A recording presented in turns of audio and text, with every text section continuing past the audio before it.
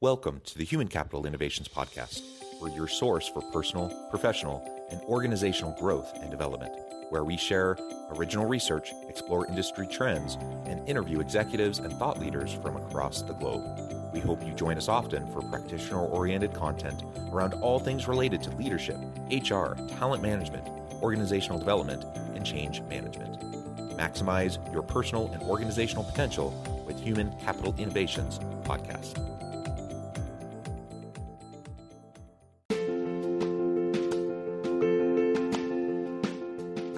Do you enjoy the Human Capital Innovations Podcast?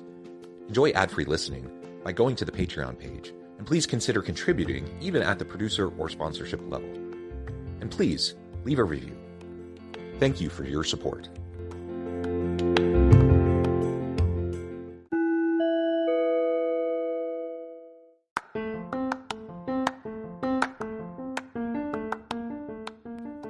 Welcome to the Human Capital Innovations Podcast. In this HCI Podcast episode, I talk with Denis O'Shea about balancing virtual work, digital security, and employee experience in the workplace.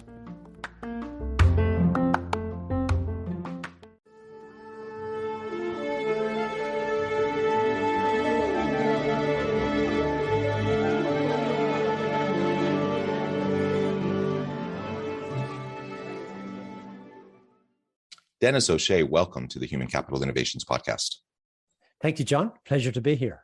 Yeah, it is a pleasure to be with you. You're joining us from Tennessee. I'm south of Salt Lake City in Utah.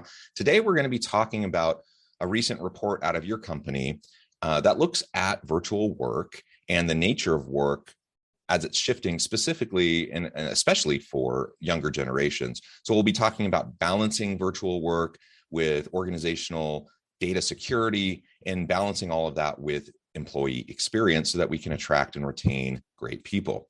As we get started, I wanted to share Denis's bio with everybody. Denis O'Shea founded Mobile Mentor in New Zealand in 2004. Since then, the company has helped millions of people unlock the full potential of their technology.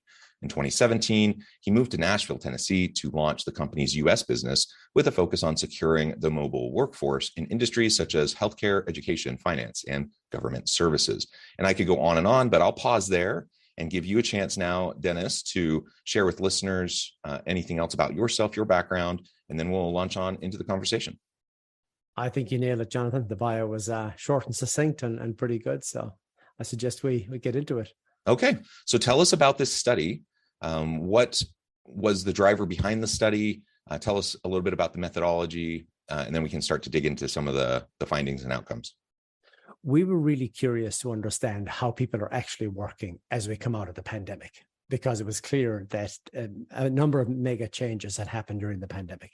And if we think about the way people used to go to work, they used to drive to a location, log into a machine owned by their company, work for 8 or 9 hours, log out and go home and leave it behind. And then 5 big things happened in 2 short years. And those 5 things were, first we were told, go home and figure out how to work remotely. And then we saw a 500% increase in cyber and hacks and breaches and all that, in particular going after our schools and our hospitals and government institutions. And then the third thing we saw happen was this crazy global chip shortage.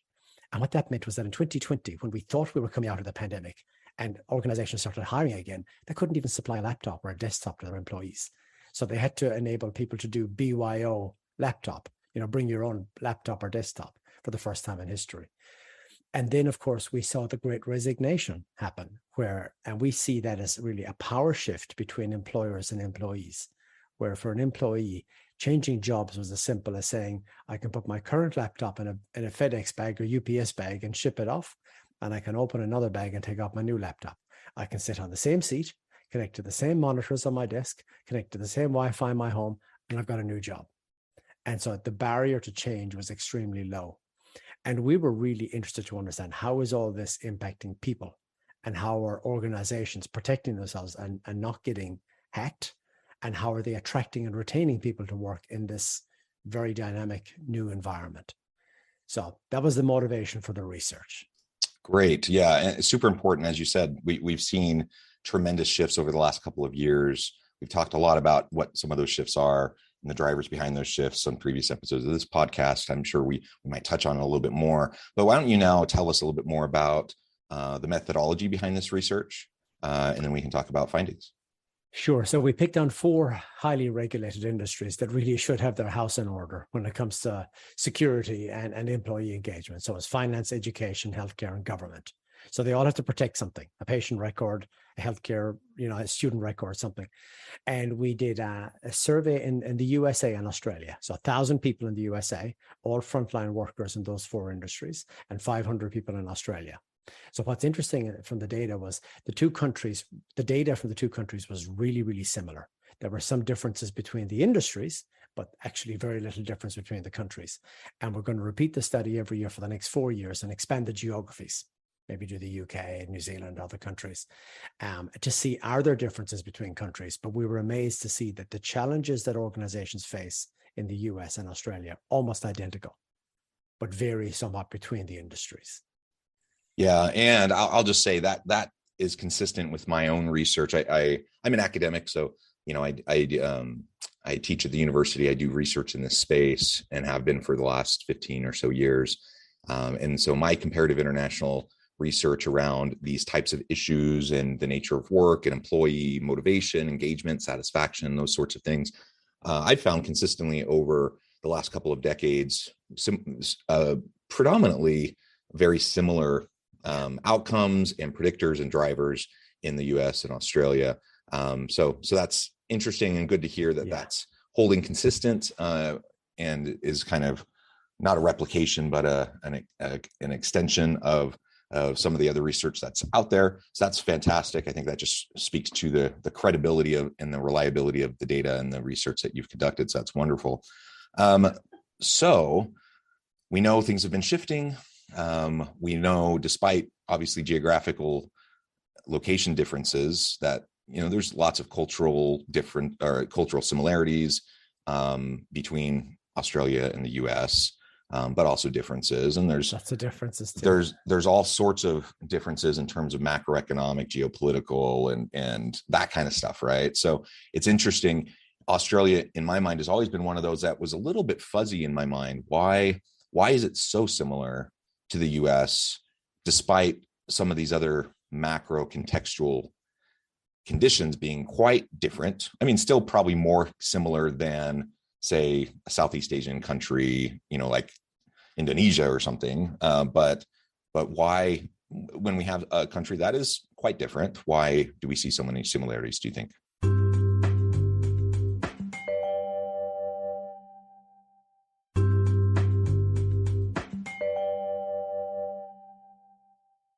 I think some of it is technology driven.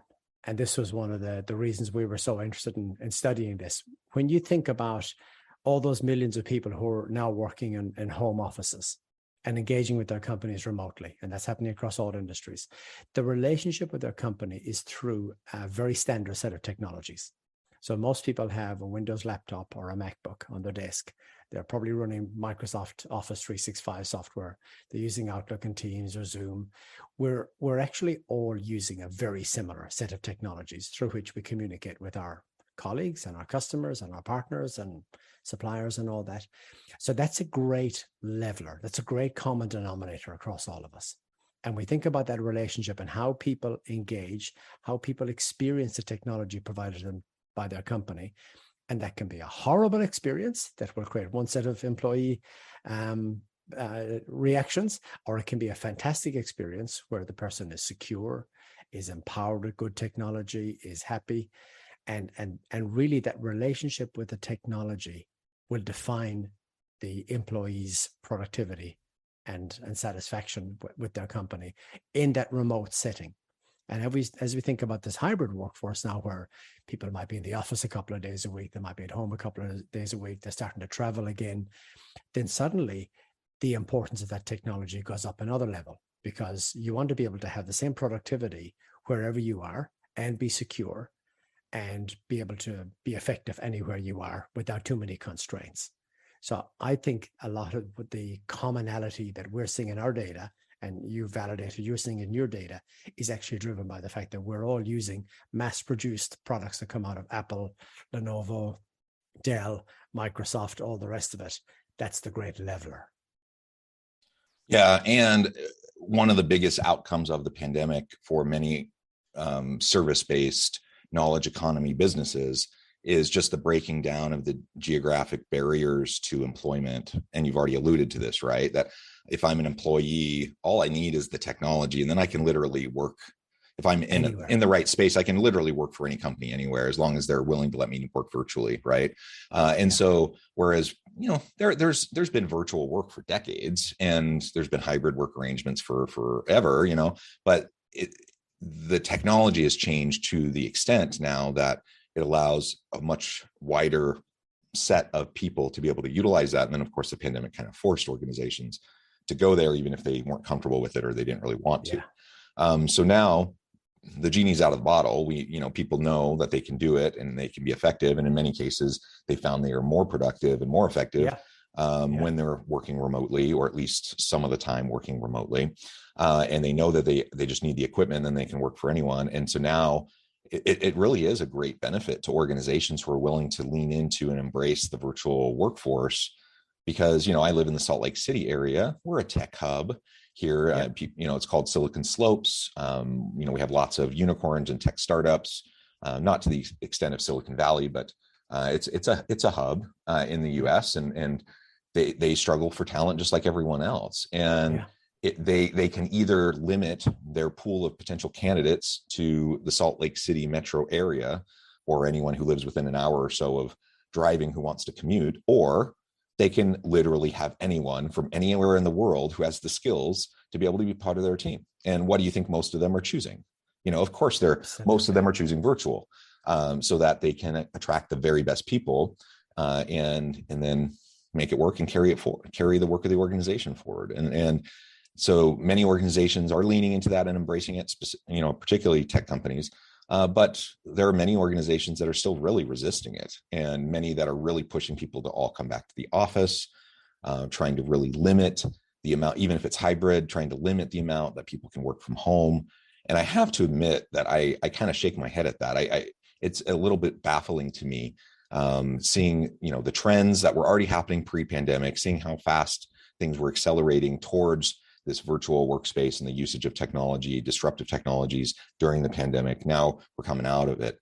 I think companies are going to get left behind, and they're going to lose out on the war for talent if they're stuck in this old geographic model of employment. I don't know how, if there's anything in your research that kind of touches on that. There's quite a bit, actually. And the way we frame the research was we were trying to understand the two big weights we see on every employer's shoulders. And the first that we see right now is the battle for talent. Everyone's burdened by this challenge, trying to get and retain their people. And the second is everyone's under attack. The cyber crime activity that's happening all around us. It's just shocking. And so we dived into this, and we wanted to understand what are the realities of frontline work in this new paradigm as we come out of the pandemic. And what we found is that security is not a frontal lobe day-to-day consideration for most employees. It is for the employer. So the people in IT think about it, talk about it all day, every day. They're working on it all the time. For your average person out in the front line of healthcare or education, they're not thinking about security all day, every day. And we asked them questions like, when was the last time you saw a security policy? When was the last time you saw security awareness training? And the answers were quite depressing, in that people don't recall, don't remember, don't seem to engage with security messaging. But the really interesting thing was people, as in particular younger people, absolutely see privacy policies. And we found there's a really amazing correlation. The younger the worker, the less attention they pay to anything to do with company security or organization security, but the more attention they pay to privacy. And there's a real dichotomy there that we have not resolved, which is that the Gen Z generation share their entire lives on social media, every detail of their lives, including their pet's name, which I'll come back to shortly. They share all this in social media, yet they are the ones who actually read privacy policies. They're cognizant of privacy. So we think one of the great learnings here for employers is instead of banging on about security and corporate security to employees, let's reframe the message and say, hey, John, our job here is to make sure we protect your personal data. So your personal information never gets leaked, never gets sold, never gets ransomed. And we want to do the same for your colleagues, and by extension for any students or patients or customers we have, protect the individual data. I've got your attention now because this is personal to you, as opposed to talking about corporate security at an abstract level. So that was one of the findings.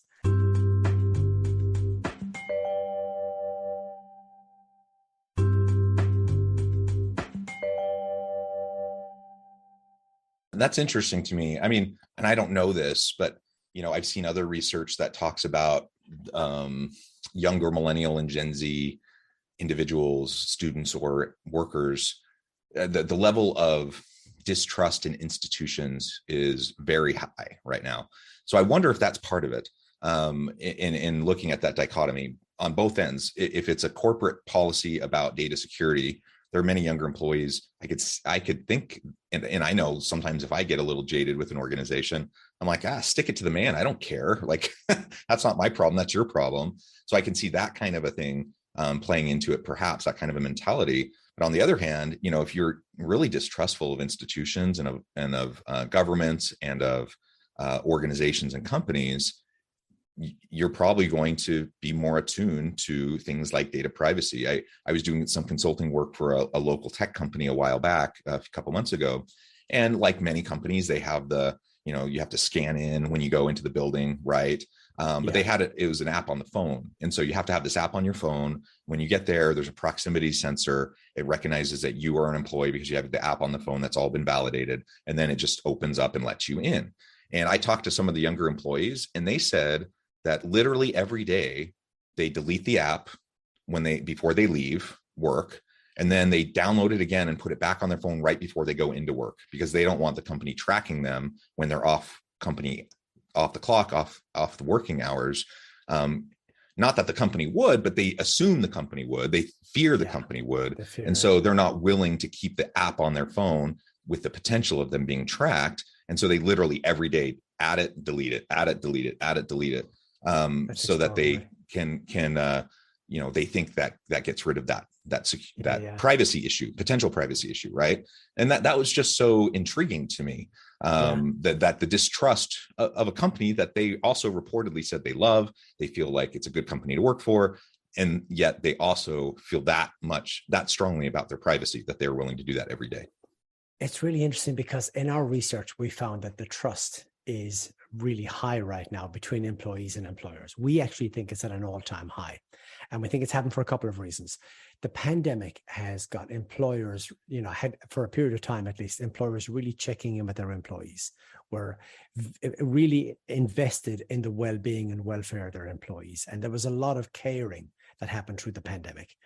And also employers provision their employees with technology and set them up to work remotely. It took a little while, but they did that. And the data from our research shows that 75% of all employees believe their employers are open to new ideas on how to work smarter with technology. And 82% believe their employers really care about the privacy of the employees' data.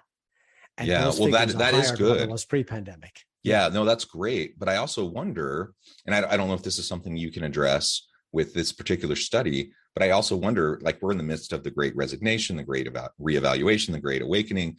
My suspicion when I hear those numbers is that most of the employees that distrust their organization, that didn't get the technological support they needed during the pandemic, or felt like their company didn't care about them, they've left, right? They're part of the Great Resignation, and they're going to other places.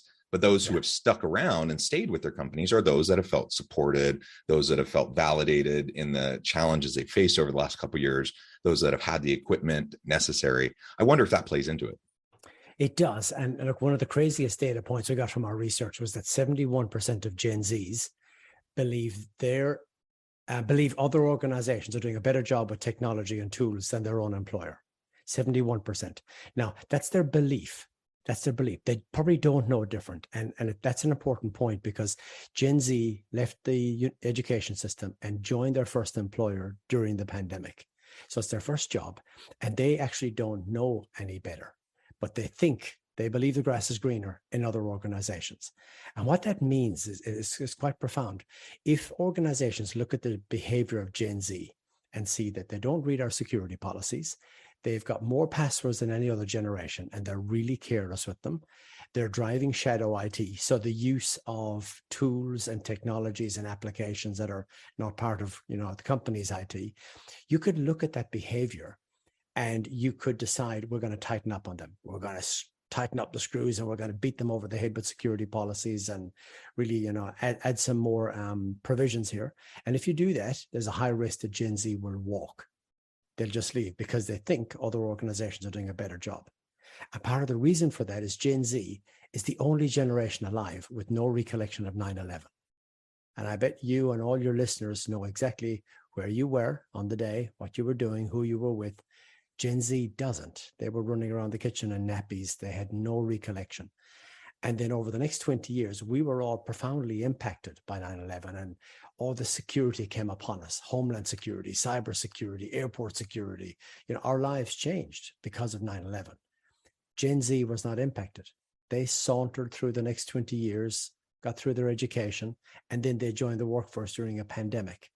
So their world experience up to this point is totally different to us.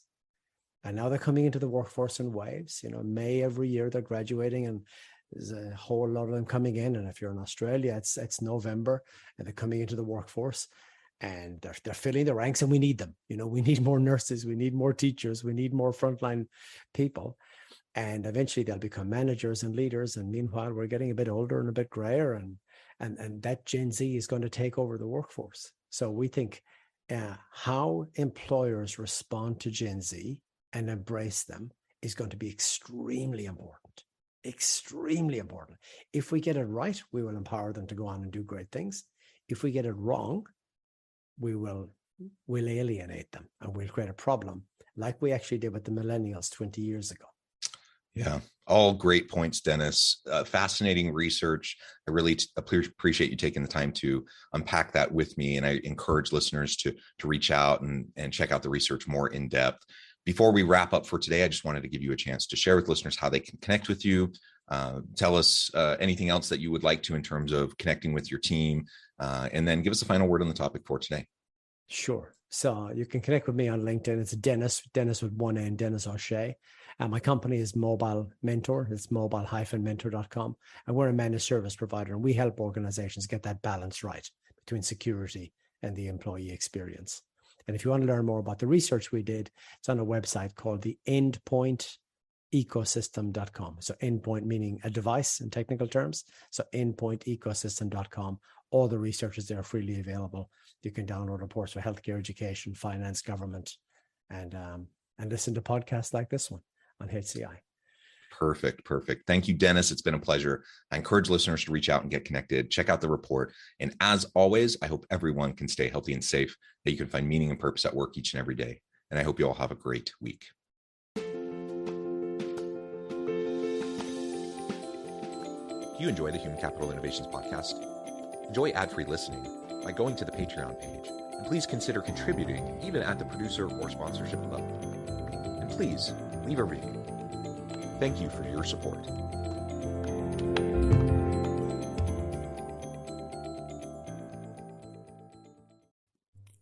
Thanks again for joining us for this episode of the Human Capital Innovations Podcast. I hope you stay healthy and safe, and that you have a great week.